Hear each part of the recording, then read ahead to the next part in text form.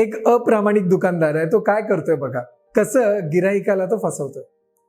एक व्यापारी 44% नफ्यावर गहू विकण्याचा दावा करतो, परंतु तो अप्रामाणिकपणे त्यावर नमूद केलेल्या वजनापेक्षा 19% कमी वजन वापरतो. ऑब्व्हियसली त्याला फायदा होणारच आहे, प्रॉफिट होणारच आहे. व्यापाराने मिळवलेल्या नफ्याची एकूण टक्केवारी शोधा. म्हणजे शेकडा नफा तुम्हाला विचारलेला आहे, प्रॉफिट पर्सेंटेज विचारलेलं आहे.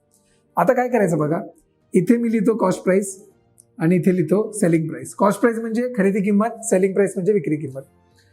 समजा 100 रुपयाचा गहू असेल तर 44% नफ्यावर गहू विकण्याचा दावा करतो. आता मला सांगा सेलिंग प्राइस किती असणार, याच्यावर 44% जास्त म्हणजे 144, बरोबर. मध्ये रेशो वापरतो मी.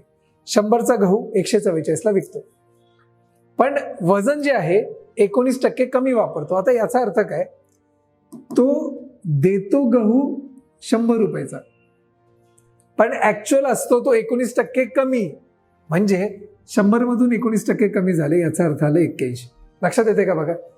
आता ह्या दोन्ही कॉस्ट प्राइस आणि सेलिंग प्राइस आपल्याला मिळाल्या. आता ह्यांचा मी करतो गुणाकार.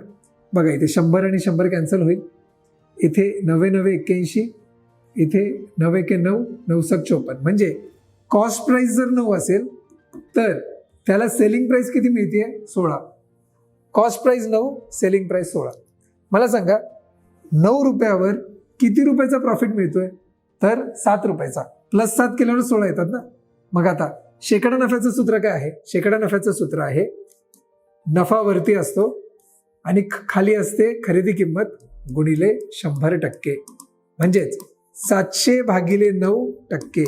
जर तुम्ही भाग लावलात 9 7 63, परत 7 उरले, 9 7 63, परत 7 उरले, 77.77%.